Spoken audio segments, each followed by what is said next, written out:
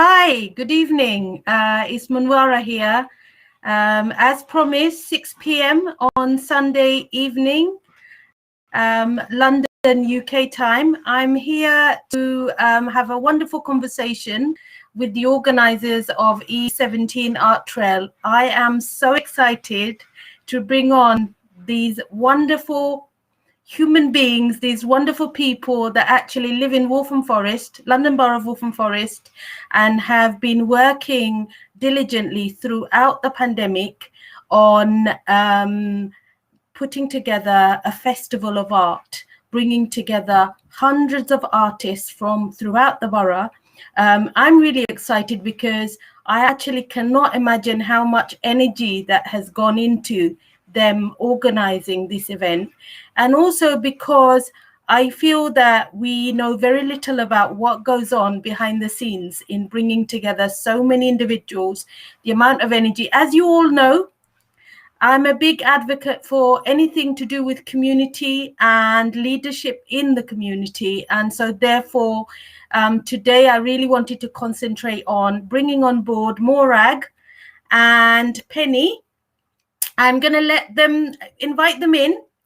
Anybody who's watching and listening, I'd really appreciate it if you can comment on my LinkedIn page, because that allows Penny and Morag and myself and others to see that you're actually watching, and anything that they talk about that resonates, encourages you or inspires you, I would love to hear about it. So please do comment. I'm going to invite in Penny and Morag. Hello. Hi. Hello. Thank you for inviting us. Thank you for coming along. This is not usually me because I am generally quite quiet. I'm not a speaker. I'm not someone who puts themselves on a public platform, but I've just been so excited to hear about what goes in the community. I set this up about 3 months ago, purely for this, purpose, so that we can share some of our challenges as well as some of our wins, celebrate everything that we're doing, especially during the pandemic. I'd love to hear from you. Please introduce yourself, my lovely guests. Oh, thank you, Monwara. It's really nice to be talking to you. It's been a long time since we've had a chance to do this. So my name's Morag McGuire. I'm one of the co-directors of a arts development organisation called Artillery. We're based in Waltham Forest, and our flagship project is called the E17 Art Trail, and it is happening right now. So we're beaming in from our first ever group show that's happening in a community space in Waltham Forest called Gnome House. And we'll tell you a bit more later about why it's the first ever group show. There's been a bit of an adaptation, as you can imagine, to what we're doing. But I'll let Penny introduce herself as well. Hi, my name's Penny Rutherford. I freelance with Artillery. Thank you. I've been freelancing with them for quite a few years on various projects. I work specifically really on the communications side of things. I run the crowdfunder that we had last year, getting in advertisers and sponsors, and I'm trying to get some money in for the project to bring it all together. And also, from my perspective, this wonderful community organisation gives me an opportunity to work as a freelancer in arts, because as many of us found out when the pandemic hit, all our work just disappeared. So an organisation like Artillery has been really important to me. Brilliant. It's really been a team effort, though. We've managed to, with also the determination and patience of navigating IT, that my co-director Laura has infinite patience for it. We've managed to stay well connected. There's one of our artists leaving. Well connected to our network of creatives locally, not as connected as we would like to in some ways, but we've still had a really continuous conversation happening about how we plan for this festival that's become biennial, has really become embedded in our local cultural calendar, and is something that many people look forward to. So over the last, 15 months or so, we've been having some really thoughtful conversations about different ways that we would manage to make it possible for the art trail to happen. And the art trail is a festival that happens across many locations. So we have this trail guide here, which is 68 pages, and in the center is a map that shows you almost 200 sites across Walthamstow where people can enjoy art in person. So maybe going into an artist studio, maybe there's exhibitions, there's workshops, there's performances and talks and walks, and it's an opportunity for everybody to feel like they have a sense of what some of the creative all the creative skills that are in our neighborhood, and to build links together. And yeah, so let me ask you then. Sorry, Penny, you were saying something. I was just going to say, we did keep those conversations going throughout last year, and we did use technology to have artists open houses online, because a lot of artists found that they couldn't access their studios. They were working from home when they didn't maybe have as much space, or they had to go out of Walthamstow with caring responsibilities. But we did work hard to stay in touch with people and to sort of share what the challenges were, and what wonderful creativity was still going on during that period. And technology did allow us to actually reach some of the people that have left Walthamstow but still are so fond of the art trail and so fond of the creative community that we have here, that they really valued that opportunity to stay in touch. And that's what I love about our community, because I mean, I'm a bit biased. I'm biased not just because I'm a resident and, you know, I know you, Morag, and I know Laura, and I know all about artillery and the wonderful work that you do, but I think because I believe that we're all creative, but many of us don't actually get to tap into our creativity, and it's wonderful that these opportunities exist. So tell me, when did artillery come about, and when did E17 Art Trail come about? How long ago? It's some time ago now. It's remarkable looking back. So my colleague Laura and her partner initiated the art trail and started some conversations. Basically, they were looking for ways to make connections in a town that was quite new to them. Were curious to know who the other artists were. So I think those conversations started in 2003, and by 2005, the first art trail happened. And at this stage, I wasn't living in London. I'd known Laura before that, as we'd both met at Birkbeck, studying an arts management diploma. And so we'd stayed in touch over different projects. And I'd visited the art trail. And in 2005, I think there were 50 different sites to visit over a weekend.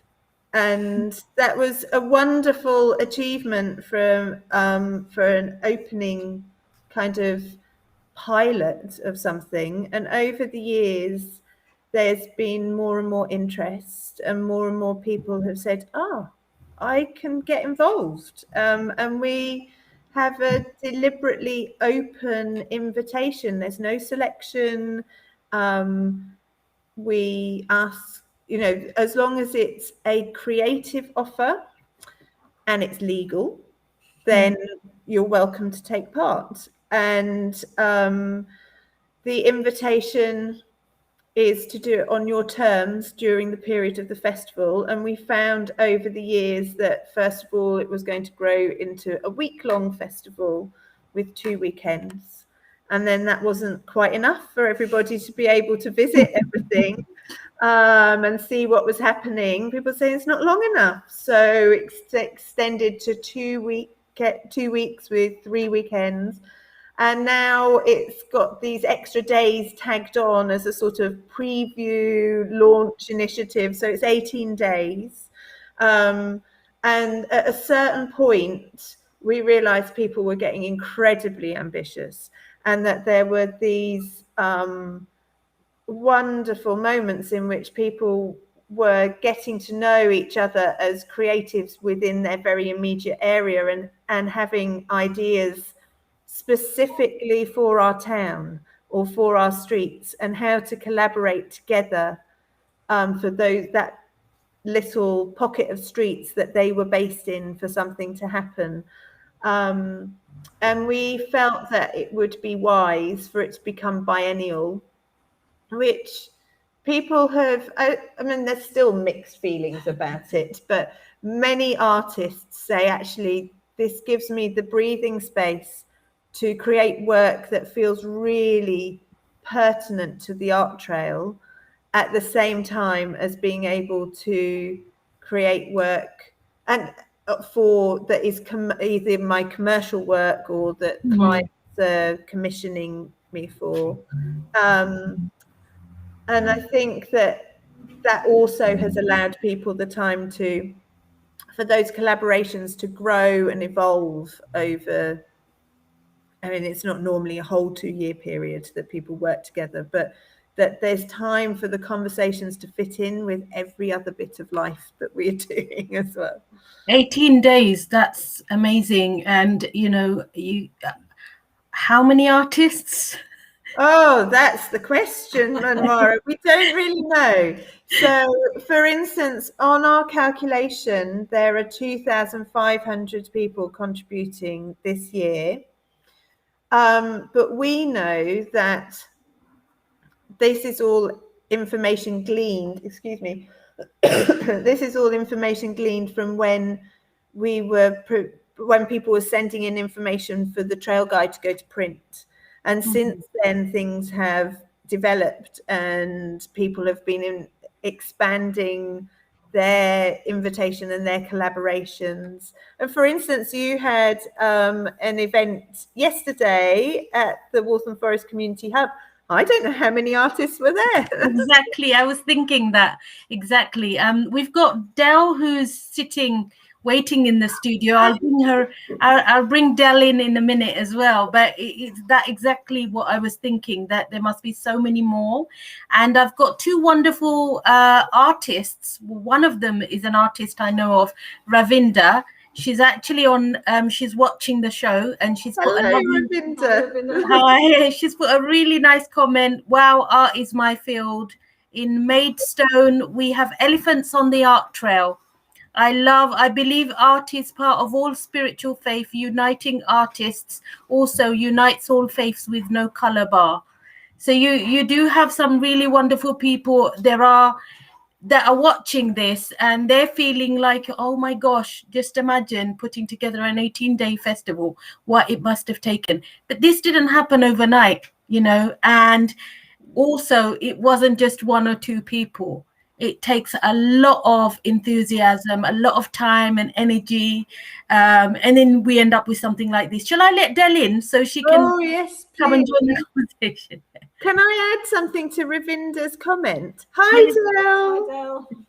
I'd just like to mention to Ravinda that actually our faith spaces have been so instrumental in helping the art trail to flourish in our neighbourhoods, and to extend the invitation to local audiences, but also they're really amazing venues. So some are hosting creative workshops. Some hosting artists in their doorways and helping people feel really visible. And some are hosting massive group shows, aren't they? Absolutely, it's incredible, isn't it? With and they are bringing their as well as their amazing connection with people in their local area, their access to spaces that just are really rare to get hold of in London.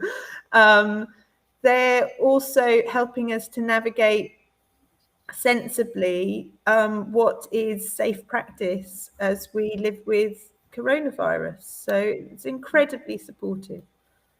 No, that's brilliant. Del, do you want to introduce yourself?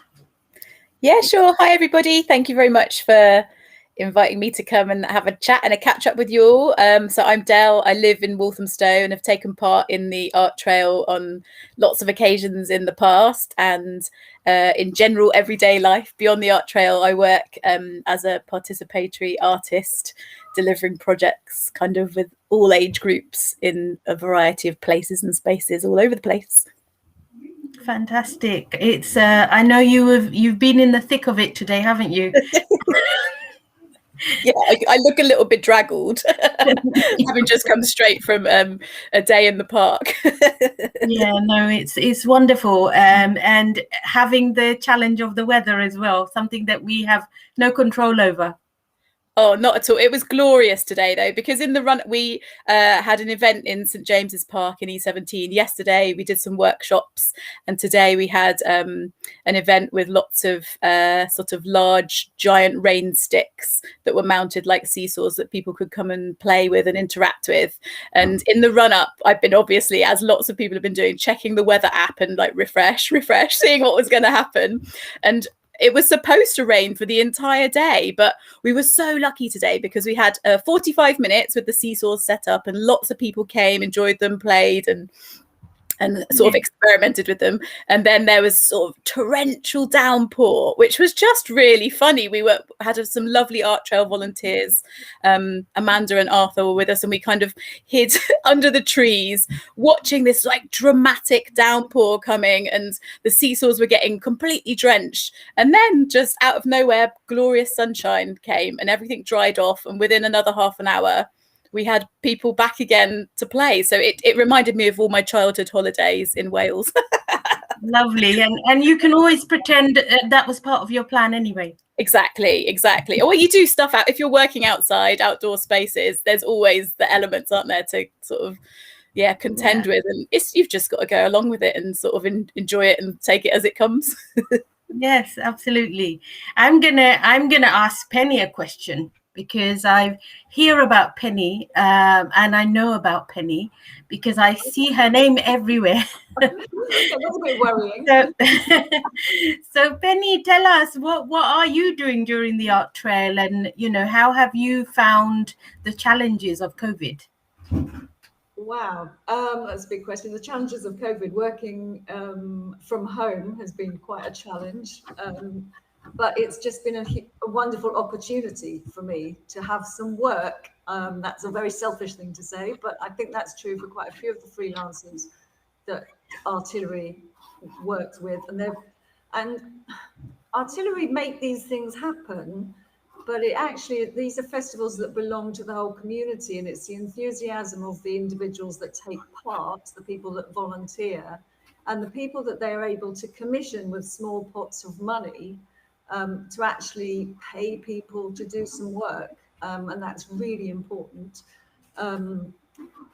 I find as I'm not a non-creative to some extent. I just love being part of an audience, but to actually be involved in something like this and to feel part of this big creative energy that we have here in Walthamstow is such a privilege. So working on the comms and actually trying to tell the story, getting everything out on social media, helping all the artists to spread the word about what they're doing. It's just a fantastic thing to get involved in, to be honest. And this year we had our first little advertising campaign. It's not that little either. We had tube advertising at the two main stations in Walthamstow. And that was a great opportunity for us to let we have an artist each year as a cover artist. We have some extraordinary artists here in Walthamstow. And Matthew Christian, who is just, a phenomenal artist. This particular image is actually in the Hayward Gallery later this summer. But he is so delighted to actually see that image all over his tube station because he is so attached to where he lives, and he works from a studio here in Walthamstow. Also, we created, or I worked with a filmmaker and some photographers to create some short films about some of the artists that work here, and to actually talk to these artists and hear the story of how they progressed through the years, and how much the art trail had played a part in them being able to go professional. Actually, I think Tony Blackmore is one artist in particular who told his story and how it gave him first the confidence. I can't remember what year he exhibited, but I think it's the second year he did a group show in one of the faith spaces, in one of the churches. And to actually curate a show, and then for him to have that confidence to show his work with some other artists, is ultimately has led him to now be, he's represented by the Cube Gallery in London, and he works full-time as an artist. So just hearing those stories, I could go on. I'm just so excited to be involved in some small part in telling these artists' stories and bringing audiences in to see them. And it's so necessary as well. You play a very large part in that. The storyteller is a very important part of that narration, because, stories can be easily forgotten. And sometimes they're not even made visible, so we never even hear about it. I was surprised earlier when somebody said they didn't know about the art trail. I said everybody knows about the art trail. When I before I even started working at the hub, I'd heard about the art trail because I was living in the borough. But Morag, that question around what motivates you, I'm going to ask you the same question, and Del as well. So it's your turn now. What motivates you? I think that what you said about actually the surprise that you might have that other people don't know about the art trail is one of the things that is always at the forefront of my mind, that actually many people do know about it, but there is, I'm really confident that there are so many people who live with and have creative talents. There's certainly, everybody has imaginations and ideas, and it's a wonderful forum for sharing those ideas with your neighbours. And some people do that by being involved creatively and saying, look, this is what I do. And it triggers a conversation, and it makes visible the talents in our communities. And I'm so aware that whilst there are many, many people who are involved, there are many, many people who live here who still haven't noticed that the invitation is also extended to every street, and that there are different ways of being involved. And that's why, so one of the things I really enjoy doing is creating opportunities for people to make together in the outdoors. And it's wonderful to be collaborating with Del and 4 other artists on projects this year through our Same Sky artist residencies that happen in our our outdoor urban spaces like the High Street or Coppermill Lane or our parks. And so I'm really looking forward to what happens. And each time these things happen, people feel as if they get to know a little bit more about what the invitation to be part of the art trail is. And the invitation is to shape the program together. Yeah, I think that's really important. Yeah, no, absolutely. And it's when I think of, if Laura was here, I would ask her that question. If she had that gut feeling and really felt that, saw that vision years ago when it first came about in 2003 or whenever, 2003, wasn't it? It was 2003 that she started working on it and started making the suggestion to people locally. And by 2005, there was the first art trail happened. Right. So what I'm getting at is that it takes, you can have an idea, and that idea might just be a gut feeling, but to make that idea happen, it takes an awful lot of determination and resilience. 2 years is a very long time. She could have given up. So, you know, and it's really important because I feel like sometimes, you know, we do have ideas, but because the event itself or the idea seems so big that sometimes we give up before we even try. And this is my thing. I know I go on about leadership, and a lot of people don't like the word leadership, but it's not about the title. It's about somebody starting something that then becomes something that includes and involves and galvanizes people. Very much like what happened with the mutual aid initiative throughout the pandemic, because I was quite involved, but from a distance. But I was watching and I was seeing the people that were really like driving forward. And as they were driving forward, they were bringing other people in the loop. And I to me, that was almost very artistic and creative.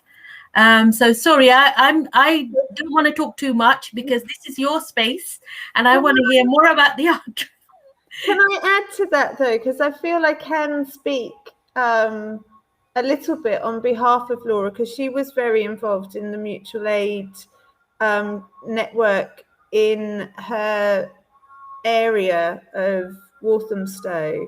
And she said this quite often, actually, that she felt that because people had made connections, and other people have expressed this as well, that they'd made connections through the art trail, that there was a confidence about connecting with neighbours and a bit of a rhythm already to how to have conversations together and share the work of being able to make it possible for people to give the support as it's needed with neighbours.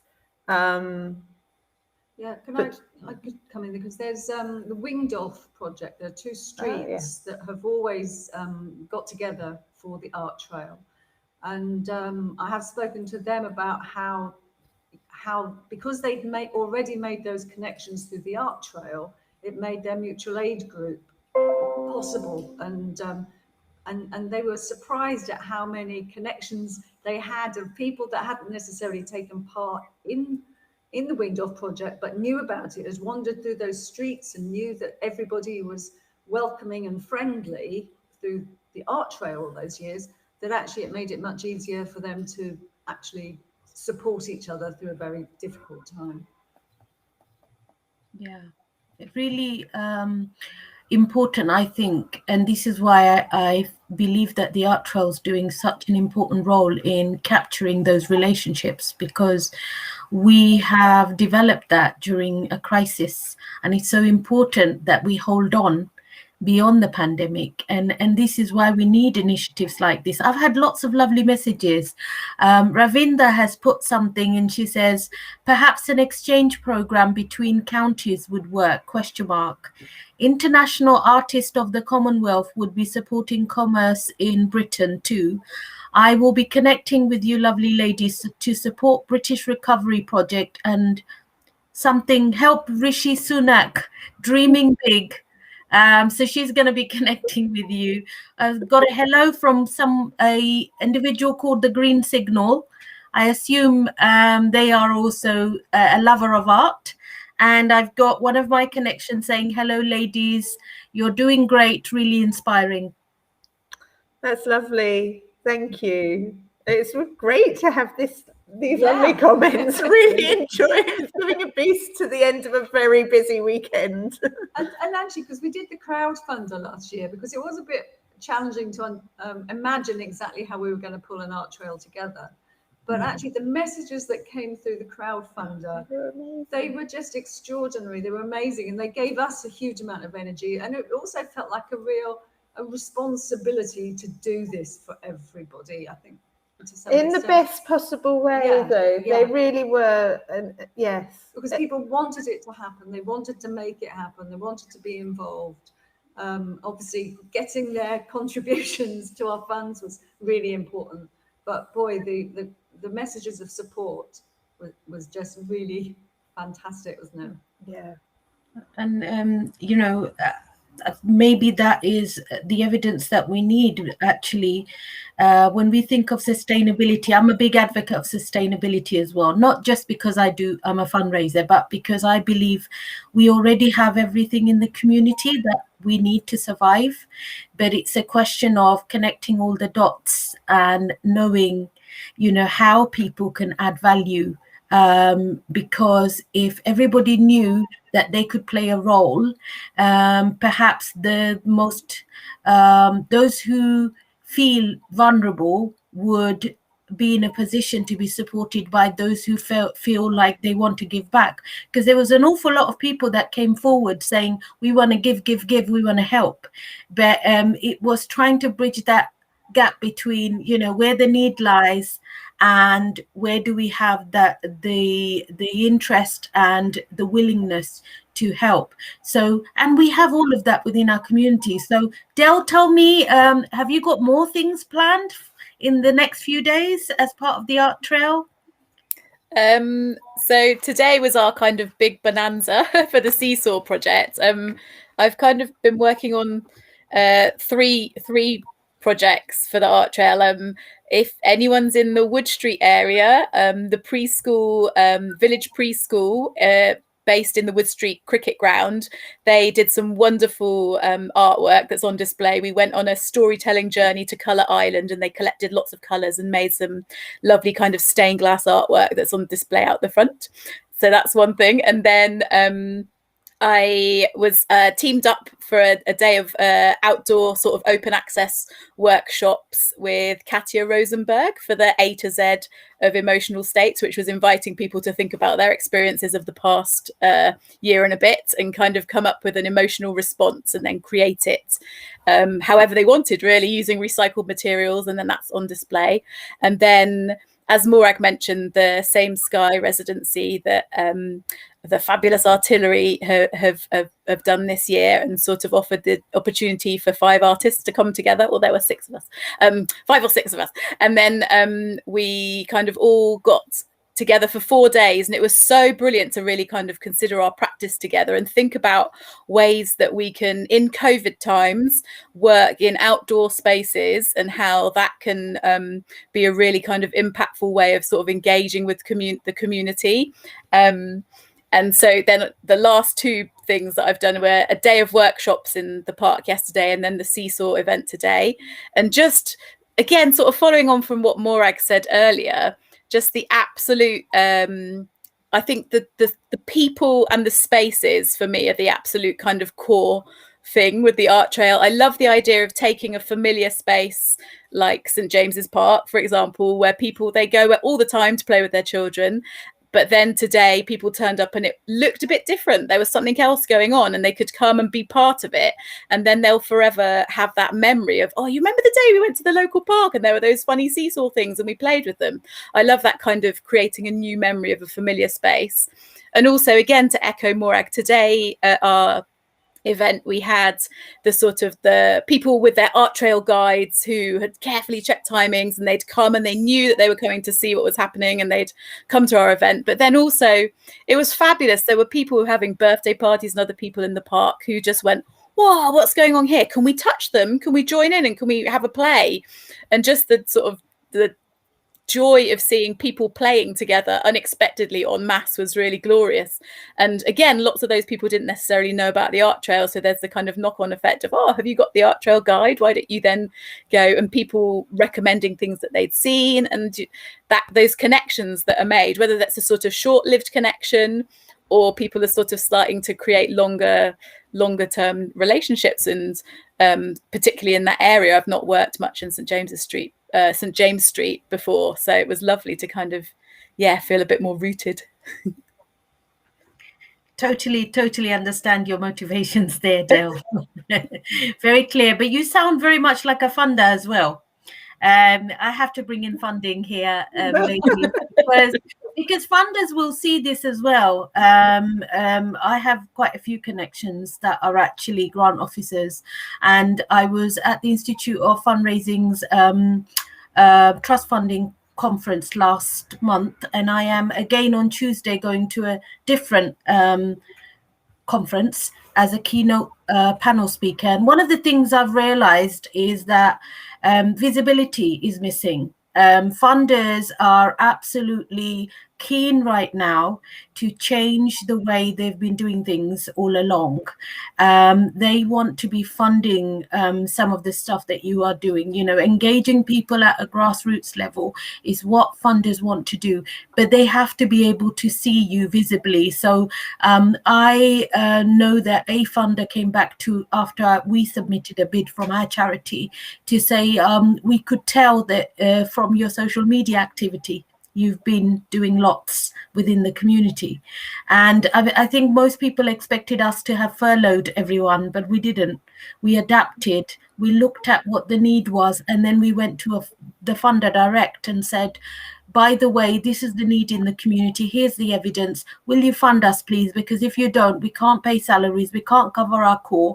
And an organization that's quite established like ours, beyond the pandemic, we won't be around. And they came forward and they did fund us. So I think it's really important that we, you know, the work that artists are doing, also that they develop some courage to go to funders, and collaboration is the way forward.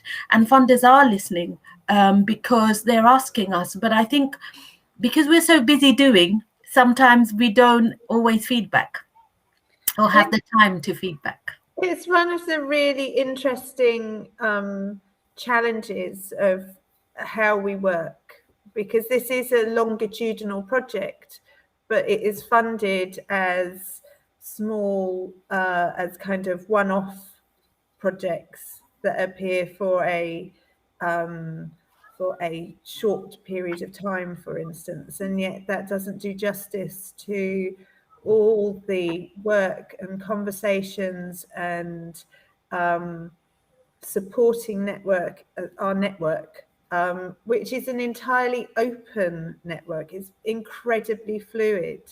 And the scale of artist support that I've observed each of us offer over these last 6 months or so, especially, but it's almost kind of a complete fluid connection with all the projects before. I mean, I can't actually think of a stop point when we've not been involved in conversations with artists and supporting artists, learning settings, community groups, to think about and evolve projects and find ways for their project to take shape a bit more so that it fits with the space that we are in, or maybe so that it can transfer to somewhere else.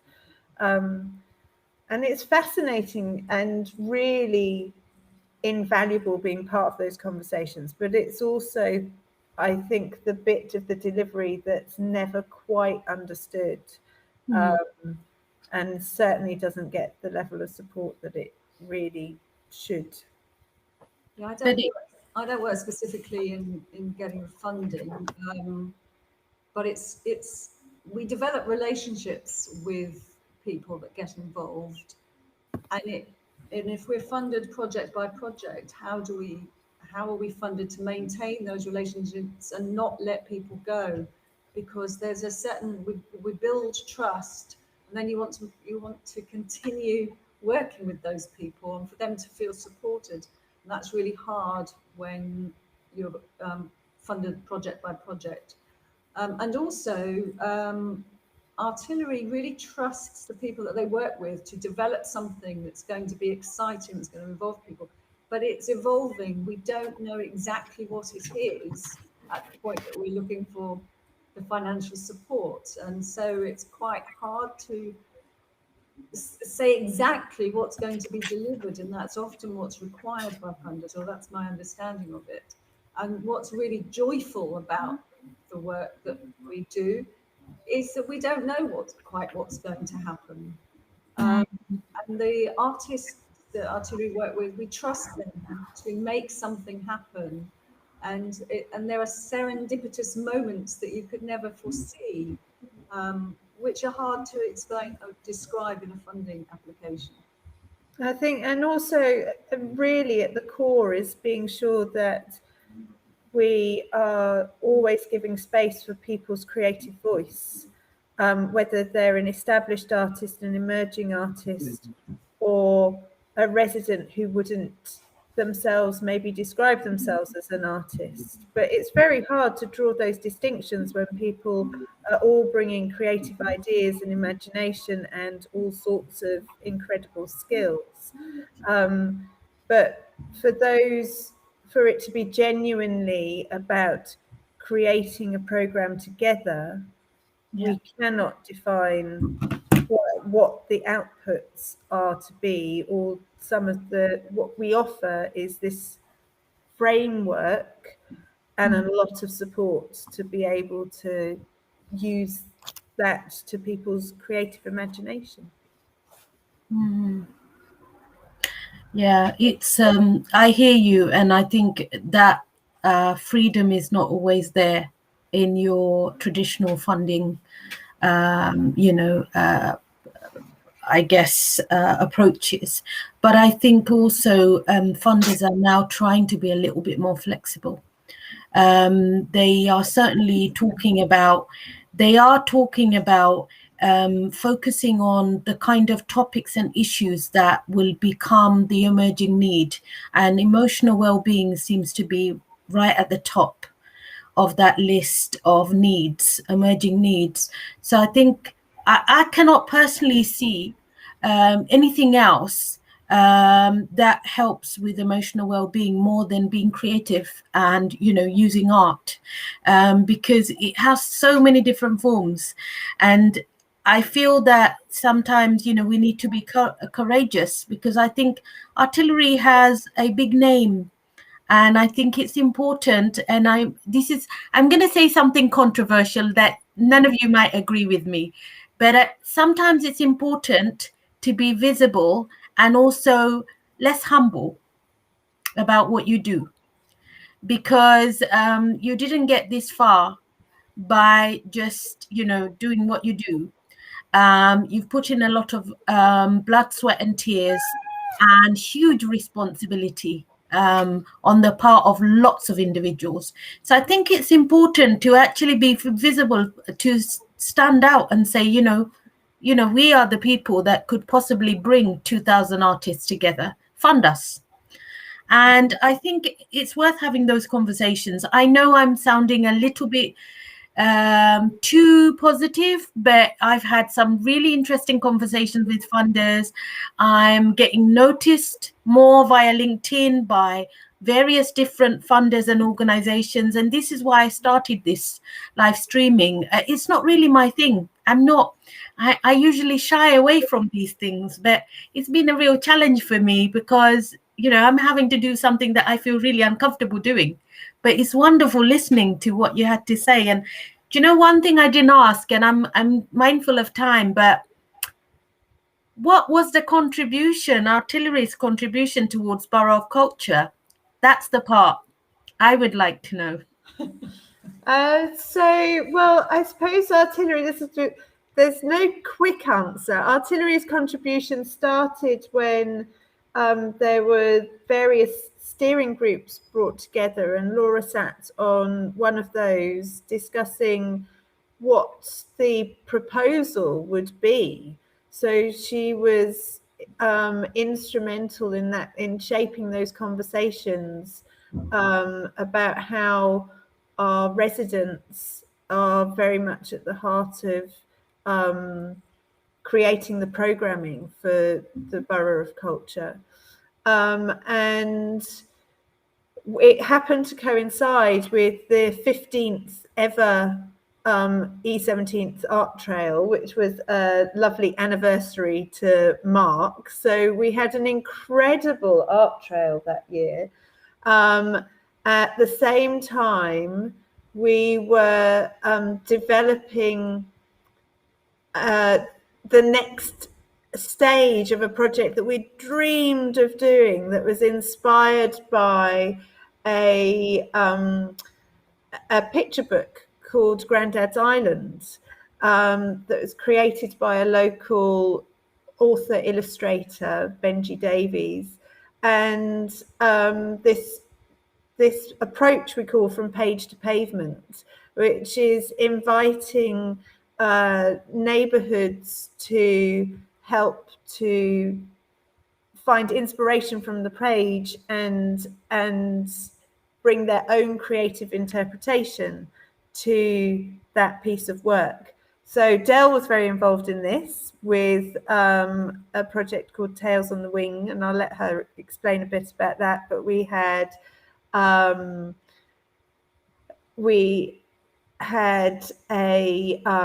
Babel project that the Mill created with because the book has been translated into, oh goodness, well over 30 languages. We had this amazing reading of people that were used the Mill and connected to the Mill, who all sat and read the story in different languages, interwoven together. It was the most astonishing piece of work.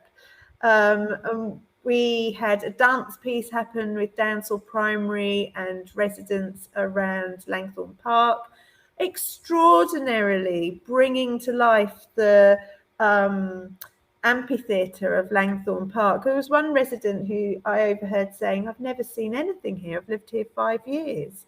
Another resident who said, "I had to come in. I saw something was happening, but I've never ever wanted to be in this park before."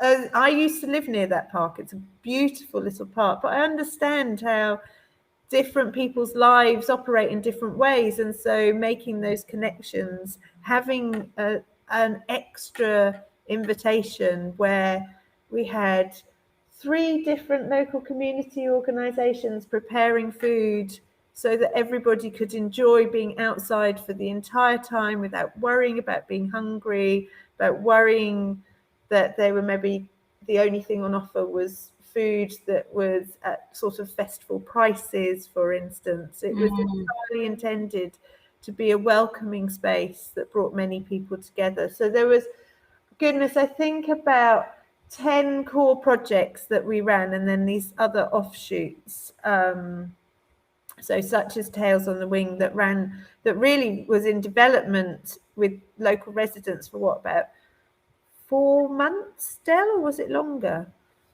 Yeah, there was quite a long run up till the sort of main events that happened at the end. But we worked with Winds Primary School, and then we delivered a whole range of sort of open access pop-up workshops on green spaces near to the primary school, also around Priory Court, and basically sort of set up camp and made it as visual and as inviting as possible, with kind of refreshments and colourful stuff on offer.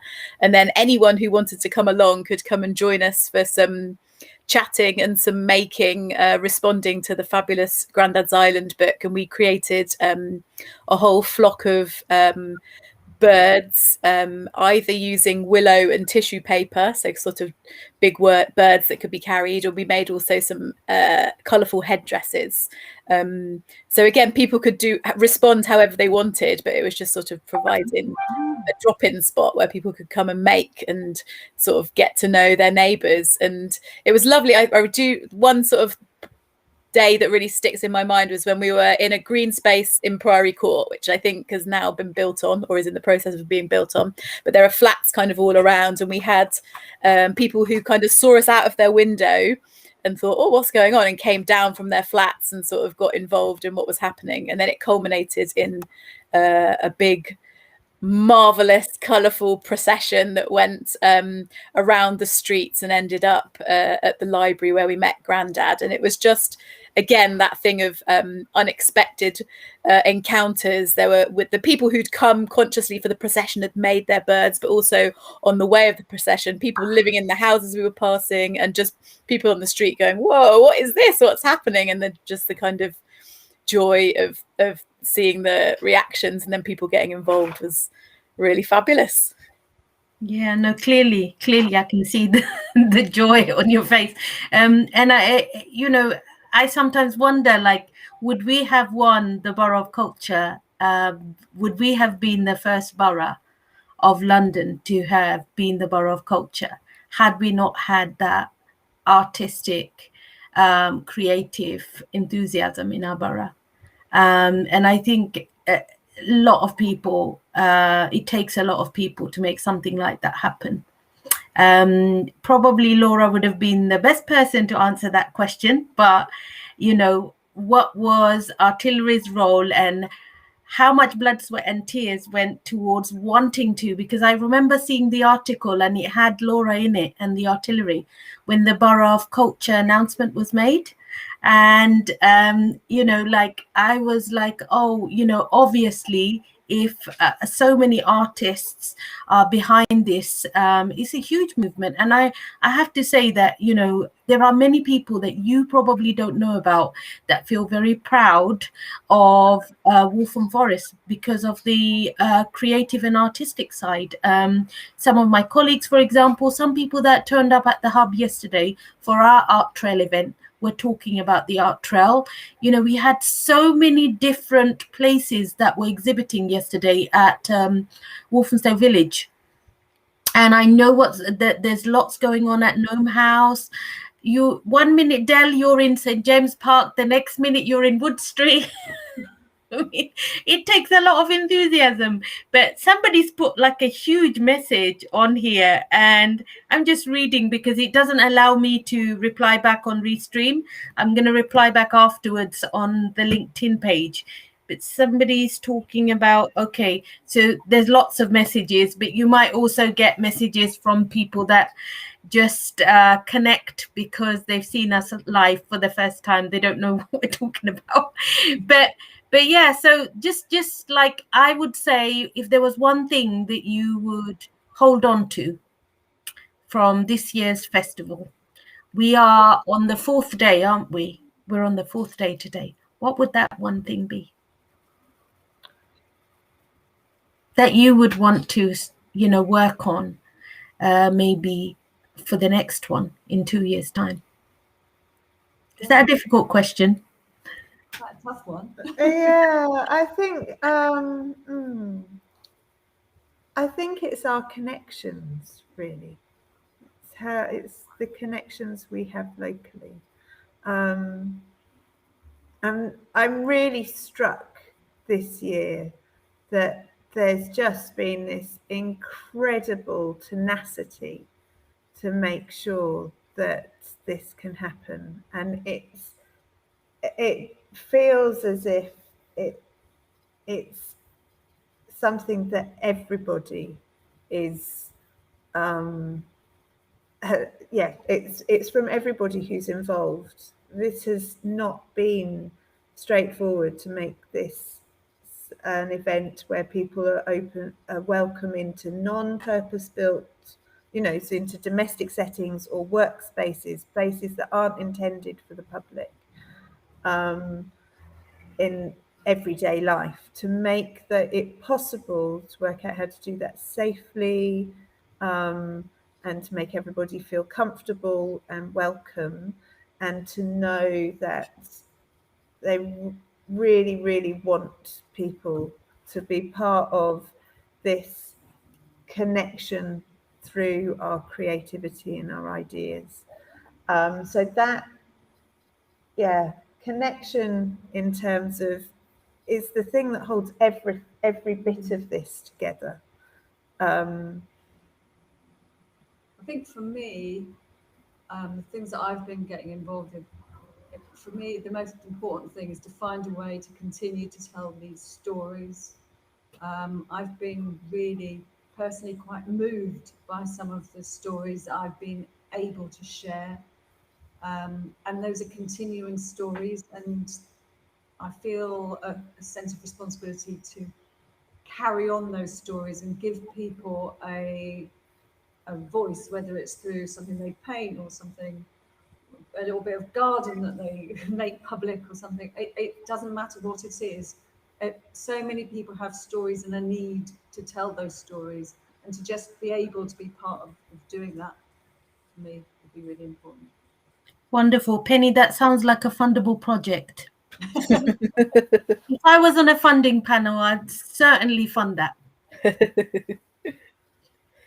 I think for me, it's got to be something about maintaining the welcome and keeping it open, and letting, every time the art trail happens, letting even more people know about it that don't know about it, and letting people know that it is for everybody, and everybody in the borough is welcome to come and get involved, either visiting things or creating things, and getting everybody there. Yeah, no, fantastic. Ravinda is still listening, which is wonderful. Thank you for your support, Ravinda. Thanks, Ravinda. Can I show you something? Can I show you something, Monwara? Yeah.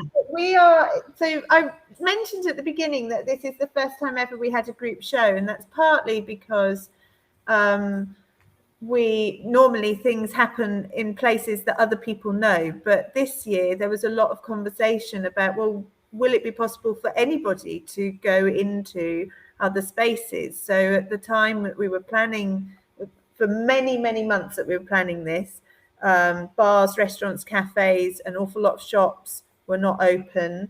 Some artists choose to show in those spaces.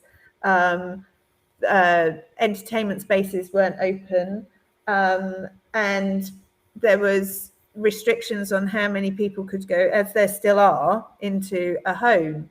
And so in the conversations we were having, people said, I think it would be amazing if we could find a space for a group show to happen.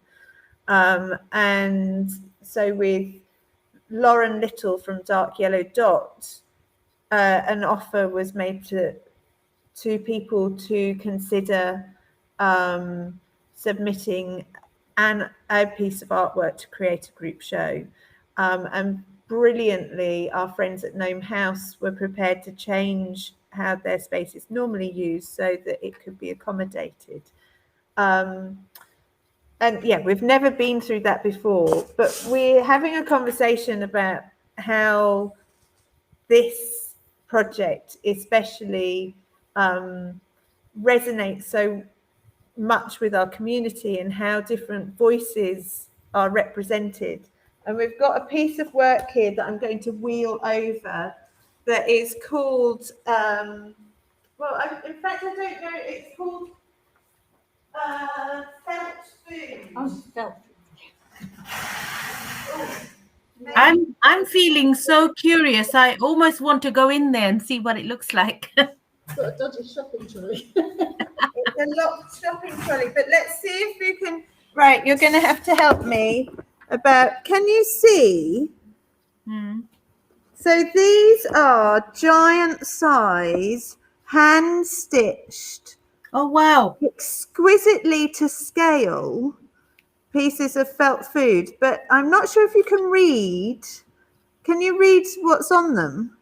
Universal credit, donation, credit and dry. Yes, baked Boris. These are all created to inspire. Well, they're created by an artist who also works as an art technician in a school that's been running a food bank. And it's an incredible way of having a conversation about how we support each other in our communities, and whether it's working or not. So she's raising money for the refugee community kitchen by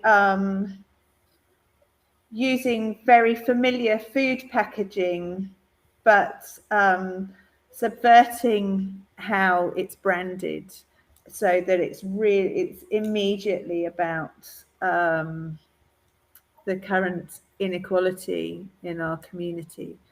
And I think that, you know, it's an extraordinary mix of work here, some which is very much created as work that artists are here to sell as pieces, some which are about this incredibly powerful community voice, and everything in between. And I think it's just a tiny representation of what other conversations can happen on the trail. It's amazing, the innovation and the uniqueness that art can bring about, and that's the part that's really fascinating, because it has an element of surprise in it. I love that. I was also thinking, Penny, there could be some potential for fundraising through Artillery, because of what you said about the virtual stuff and doing a lot of virtual, you know. Have you thought about creating a platform via Artillery where artists could actually sell their stuff virtually? Just an idea, just, you know, it just came to mind. I thought I wanted to share it with you. I'll probably have lots of ideas after this conversation today. It's been amazing. It's been lovely to actually be able to bring you away from the hustle and the bustle of the art trail, and to catch up, you know. Very good to speak to you, Monwara, and thank you for your incredible warmth and enthusiasm for our projects. It's lovely. It's always wonderful to be able to spend time talking to you, and, you know, occasionally manage to actually work together. Yes. We'll work plenty more in the future. We will. I wish you all the best for the next 14 days of the art trail.